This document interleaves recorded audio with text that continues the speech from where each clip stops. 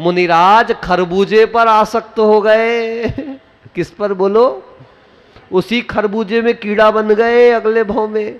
इसलिए बंधुओं, किसी भी चीज पर आसक्ति मत रखो, चाहे वो पुष्प हो, चाहे वो फल हो। क्या भले ही आप अच्छे से अच्छी चीज लेकर आओ, लेकिन आसक्ति रखे बिना करके चलना, ध्यान रखना। आ रही बात समझ में? ठीक है। तो आपके लिए तिर्यंच आयु, देव आयु और मनुष्य आयु शुभ आयु हो गई 3, एक वेदनी और 3 आयु शुभ, 4 रख लो। गोत्र कर्म में आप खुद बता दो, उच्च अच्छा कि नीच? उच्च गोत्र को अपने पास रख लो। तो इन 3 प्रकृतियों में 4 को साइड में रख दिया जाए। अब देखो नाम कर्म शुरू करते हैं। सबसे पहले नाम कर्म है गति नाम कर्म, ठीक है ना। तो गति में मनुष्य गति, तिर्यंच गति, नरक गति और देव गति। तो नरक गति, मनुष्य गति और तिर्यंच गति, ये तीनों हो गए। सॉरी, नरक गति और तिर्यंच गति अशुभ और मनुष्य गति और देव गति शुभ। तो 2 हो गई शुभ, गिनती रखना भैया, है ना। ये 2 गतियां हो गई शुभ। जाति में 4 जाति अशुभ और पंचेंद्रिय जाति शुभ।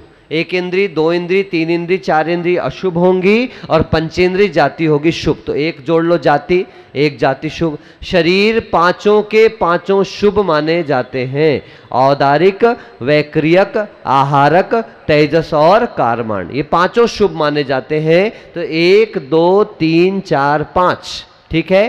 अंगोपांग तीनों शुभ माने जाते हैं, 1 2 3। बंधन पूरे शुभ, संघात पूरे शुभ, तो हो गए 10, गिन लो। 1 2 3 4 5 6 7 8 9 10, ठीक है ना। ये हो गई आपकी कुल 12 और 9 21 प्रकृतियां, ठीक है। आगे बढ़ते हैं।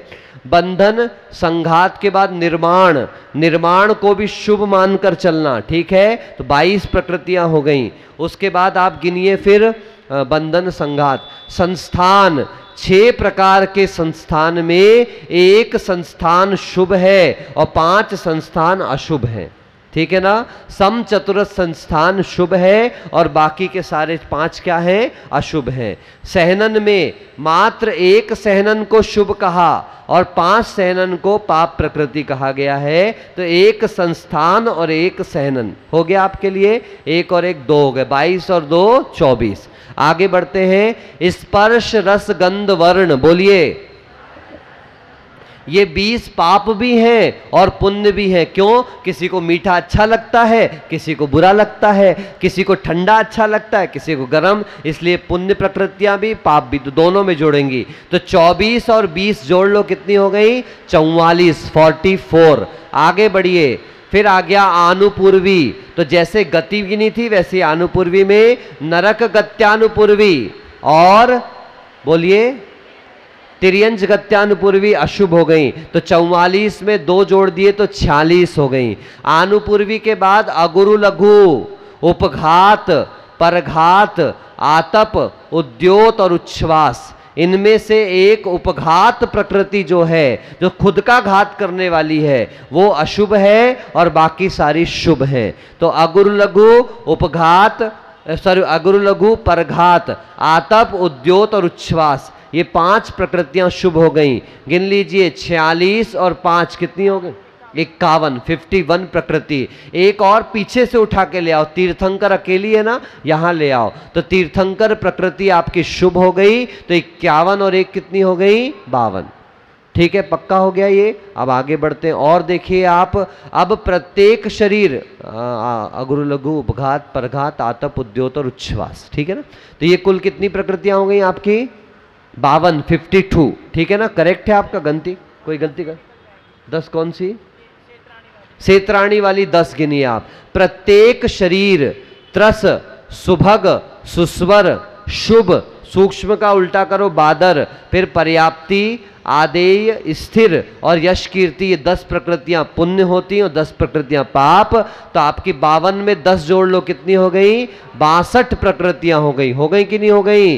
तो अघातिया नाम कर्म की ये 62 प्रकृतियां आपके लिए पुण्य प्रकृतियां होगी। नाम कर्म की क्यों, पूरे अघातिया कर्म की 62 प्रकृतियां आपके लिए क्या हो गई, पुण्य प्रकृतियां हो गई। गिन लो आप, कैसे भी आप लगाओगे आपको पूरा नाम यहां पर आते चले जाएगा। ऐसे ही सदवेद शुभायुर नाम गोत्राणी पुण्यम अतोन्यत पापम, जो अच्छा वेद है, वेदनीय कर्म है, शुभ आयु है और शुभ गोत्र है, इसके साथ नाम कर्म की प्रकृतियां मिलाने पर ये पुण्य प्रकृतियां हैं और शेष जो बची वो पाप प्रकृतियां हैं। आप एक बढ़िया सा चार्ट बनाइए पूरी प्रकृतियों का। ज्ञानावरण 5 नाम लिखिए, दर्शनावरण 9 नाम लिखिए, वेदनीय कर्म 2 नाम लिखिए, मोहनीय कर्म 28 नाम लिखिए, ऐसी आयु की 4, नाम की 93, वेदनी और गोत्र कर्म की 2 और अंतराय की 5, ऐसे क्रम से नाम लिखिए। और आप क्या करिए, ब्लू पेन से टिक करिए पुण्य प्रकृतियों पे और रेड पेन से टिक करिए पाप प्रकृतियों से, और फिर नंबर गिनेगा तो ये सारे नाम आपके पास आ जाएंगे। फाइन। इस प्रकार से तत्वार सूत्र का 8वां अध्याय यहां पर समाप्त हुआ। हो सकता है गिनती में कहीं मिस्टेक हो गई हो तो ये आपका, आप गिनतियां लगा करके देख लीजिएगा, आपको पूरी की पूरी संख्या आपके हाथ में आ जाएगी। कल तक बंध तत्व का वर्णन हमारे यहाँ चला। संवर और निर्जरा, ये 2 तत्वों का वर्णन अब 9वें अध्याय के माध्यम से चलेगा। और उसको समझने के पहले एक बहुत महत्वपूर्ण बात हम समझ लें कि कर्म का आना, कर्म का रुक जाना यानी बंध जाना, यहाँ तक तो जो है प्रक्रिया संसार की चल ही रही है, और समय के साथ फल देकर के निर्जरा को प्राप्त हो जाना, ये भी एक सामान्य प्रक्रिया है। मगर ऐसी निर्जरा हमारे कल्याण का कभी कारण बनने वाली नहीं। यदि हमें उसे कल्याण के रूप में परिवर्तित करना है, अपने कल्याण का कारण बनाना है, तो आचार्य कहते हैं कि जो भी निर्जरा हो, अगर वो संवर पूर्वक निर्जरा होती है। किसके पूर्वक? एक नाव में पानी भर गया है और उस नाव के पानी को आप निकालना चाहते हो और निकाल रहे हो, मैं आपसे कहना चाहता हूं कि वो पानी सही तरीके से नहीं निकल पाएगा। पूछो क्यों? क्योंकि जो छेद आपने खोल के रखा हुआ था, जिस छेद से पानी आ रहा था, जब तक वो छेद बंद नहीं करोगे तब तक के पानी खाली होने वाला। आप कितनी भी मेहनत कर लो, एक हाथ से आ रहा है और दूसरे हाथ से जा रहा है, तो कोई फायदा होने वाला, आप नाली बन चुके हो, बल्कि और कुछ नहीं। तब उन्होंने कहा कि यदि आप पानी को खाली करना चाहते हो तो सर्वप्रथम नाव में डाट लगा लो। क्या लगा लो? टोटी। टोटी बोलते हैं ना। आप जिस छेद से पानी आ रहा है उस छेद को पहले बंद कीजिए। जब आप उस छेद को बंद करेंगे तो अब नया पानी आना रुक जाएगा और पुराना पानी निकालने में आसानी हो जाएगी। नवीन पानी का आना रुक जाना, ऐसे ही नवीन कर्मों का आना रुक जाना कहलाता है संवर। और पुराने जो इकट्ठे हुए पाप कर्म हैं उनका निकलते जाना कहलाती है निर्जरा। और जब ये संवर पूर्वक निर्जरा होती है तो वही मोक्ष में हमारे लिए साधक बनती है। और उसी का वर्णन अब 9वें अध्याय में हमारे सामने किया जाएगा। बंध तत्व तक का, जीव अजीव आश्रव बंध, इन 4 तत्वों का वर्णन आपके सामने अभी 8वें अध्याय तक हो गया है। अब कैसे उनकी निर्जरा होनी है, किस तरीके से होनी है, उस विधि का वर्णन प्रारंभ करते हैं। आश्रव निरोधः संवरः, यानी कि जो आश्रव था, आने का द्वार था, आना था, उसी को रोक देने का नाम क्या है? कितनी सीधी सी परिभाषा है कि आश्रव का निरोध कर देना संवर है। यानी कि आना रुक जाना, कर्मों के आने को रोक देना ही संवर है। वो कैसे होगा? संवर का कारण क्या बनेगा? हम कर्मों के आगमन को किस विधि से रोक सकते हैं? तो कहते हैं सगुप्ती। आपके में सह लिखा है कि स लिखा है? विसर्ग लगा है? हाँ, बस ध्यान रखना, विसर्ग नहीं लगाना उसमें।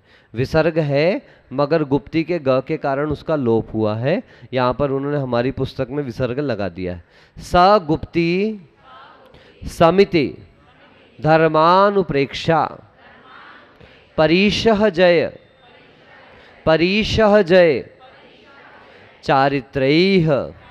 सगुप्ति समिति धर्मानुप्रेक्षा परिशः जय चारित्रैः। यहाँ पर सिर्फ नाम उल्लेख आपके सामने किए जा रहे हैं और क्रमशः एक एक सूत्र के माध्यम से इन सभी का वर्णन भी आचार्य आपके सामने करेंगे। वह संवर जो है गुप्ती से होता है, समिति से होता है, धर्म और अनुप्रेक्षा से होता है, परिशह सहन करने से होता है और चारित्र के पालन। इतने सारे कारण आपके सामने बता दिए। गुप्ती शब्द आप देख लीजिए। गुप्ती का मतलब गोपन, छुपाना। मन को, वचन को, काय को आप जितना संकुचित रखेंगे, संयमित रखेंगे, इसी को गुप्ती कहा जाता है। कि मन जितना कम प्रवृत्ति करेगा, वचन में जितनी कम प्रवृत्ति होगी और काय भी जितनी संतुलित रहेगी, उतने कर्मों का आश्रव भी कम होगा। उदाहरण मैंने आपको दिया था, योग जैसे गिलास का हिलने पर पानी का हिलना, जितना ज़्यादा गिलास हिलेगा उतना पानी हिलेगा। ऐसी मन वचन काय में जितनी ज़्यादा प्रवृत्ति होगी, अपने आत्मा के प्रदेशों में भी ऐसे ही बंद होगा। इसलिए यह परिभाषा क्या कहा गया है? सम्यक योग निग्रहो गुप्ती। समीचीन तरीके से मन, वचन और काय की चंचलता को रोक देने का नाम क्या कहलाता है? गुप्ती कहलाता है। तो सगुप्ती यानी वह गुप्ती रूप है। गुप्ती का मतलब क्या हो गया? मन वचन काय की चंचलता को रोकना, ये गुप्ती कहलाती है। समिति, समिति का मतलब कहलाता है कि हम अपने दैनिक जीवन में जो मुनिराज हैं उनको भोजन भी करना है, आहार भी करना है, विहार भी करना है, शौचादिक क्रियाओं में भी जाना है। इन सारी क्रियाओं को करते हुए कहीं हमारे माध्यम से हिंसा ना बढ़ जाए, कहीं हमारे माध्यम से हमारा संतुलन ना बिगड़ जाए, तो अपने उस चर्या को सीमित करने के लिए जिन क्रियाओं का पालन किया जाता है, जिन बाउंडेशंस को बांधा जाता है, वो समिति कहलाती हैं।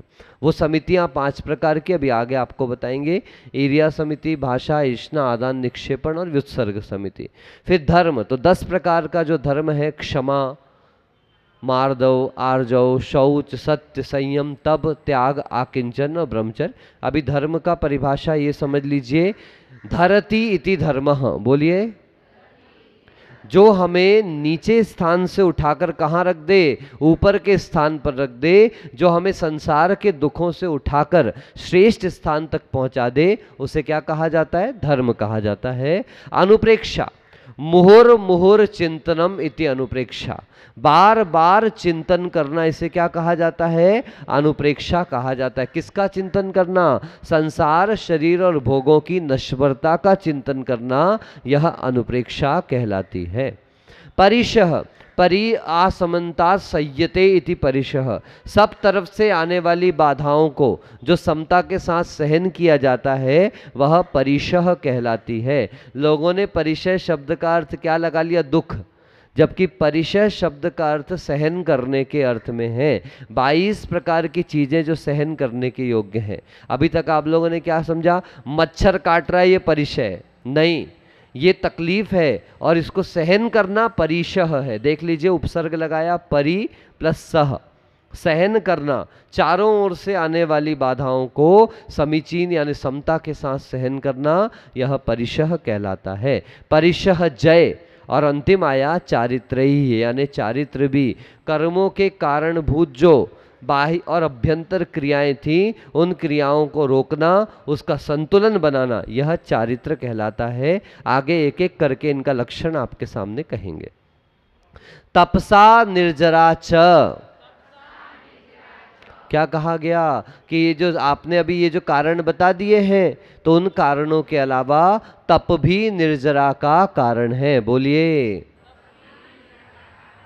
च लगा देने से निर्जरा अकेले नहीं, संवर का भी कारण है। बहुत से लोग व्रतों को अकिंचित कर कहते हैं, पुण्य आश्रव की क्रियाएं कहते हैं। उन्हें तत्वा सूत्र के सूत्र को सीधे सीधे पढ़ लेना चाहिए कि तपसा निर्जरा च, यानी तप करने से निर्जरा भी होती है और कर्मों का संवर भी हुआ करता है। चाहे वो भगवान की पूजा भी क्यों ना हो, यदि आप किसी प्रकार की आकांक्षा से रहित होकर करके भगवान की पूजा कर रहे हो तो वह भी एक प्रकार का तप है, क्योंकि उतनी देर भोजन नहीं करोगे, उतनी देर पानी नहीं पियोगे, उतनी देर मोबाइल नहीं चलाओगे, उतनी देर और भी संसार की क्रियाएं नहीं करोगे, इसलिए वह भी एक प्रकार का तप है। और वहां पर आपने कोई भी अपेक्षा और आकांक्षा नहीं करी है, इसलिए कर्म निर्जरार्थम तप्यते इति तपः।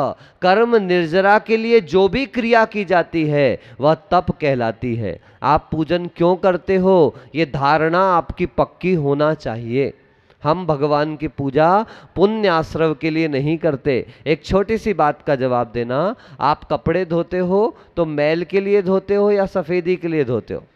मैल हटाने के लिए धोते हो ना, क्योंकि सफेदी तो अपने आप आएगी, मैल हटेगा तो। यही आचार्य कहना चाह रहे हैं कि बंधु, पुण्य के आश्रव के लिए कोई कार्य मत करो, पुण्य को इकट्ठा करने के लिए कोई कार्य मत करो। अपनी धारणा पक्की करो कि हम ये जो कुछ भी कर रहे हैं वो पाप कर्म की निर्जरा के लिए कर रहे हैं। धर्म की जितनी भी क्रियाएं हम कर रहे हैं उसका उद्देश्य बैठे हुए पाप को निकालना है, क्योंकि पाप निकलेगा तो पुण्य अपने आप आएगा। अब देख लीजिए, तो आपको मैंने कौन से अध्याय में, 6वें अध्याय में कहा था, स कषाया कषायो सांप्रायिक क्रियापथियो, यानी जहां तक कषाय है, जहां तक मोह है, वहां तक के सांप्रायिक आश्रव होता है, और जहां से मोह समाप्त हो जाता है वहां ईर्या पथाश्रव होता है। आपको पुण्य को जीतने की कोई जरूरत नहीं है, आप तो पाप को हटाने का पुरुषार्थ करिए।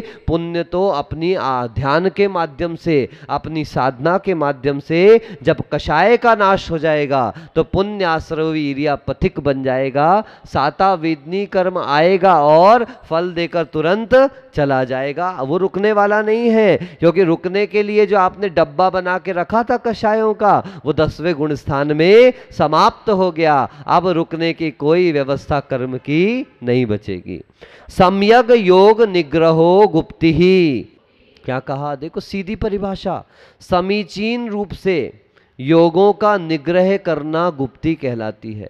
कषाय के वश में आकर के नहीं, मोह के वश में आके नहीं, किसी विकार के वश में आकर नहीं, समीचीन रूप से मन से, यानी विषयों की अभिलाषा को छोड़कर। आज देखो कितने प्रकार के व्रत चलने लगे, ऐसे ऐसे व्रत किए जा रहे हैं जिनका जैन आगम समर्थन ही नहीं करता, क्योंकि जैन आगम उसी को तप कहता है, उसी को व्रत कहता है जो विषयों की अभिलाषा को छोड़कर किया जाए। अगर आप कोई विषय अभिलाषा को रखकर व्रत करते हो तो ये संसार के बढ़ाने में कारण होने वाला है। अभी दशलक्षण पर्व आएंगे और भी कई प्रकार के पर्व आते हैं। देखियो जैन आगम में कितने सुंदर पर्व हैं, अष्टमी, चतुर्दशी, अष्टानिका, उसके बाद दशलक्षण धर्म। ये सारे धर्म आत्मा के विकास के धर्म हैं, ये कोई भी संसार की वृद्धि वाले धर्म और व्रत नहीं बताए गए हैं। इसलिए आचार्य को लिखना पड़ा कि योग निग्रहो इति गुप्ति न,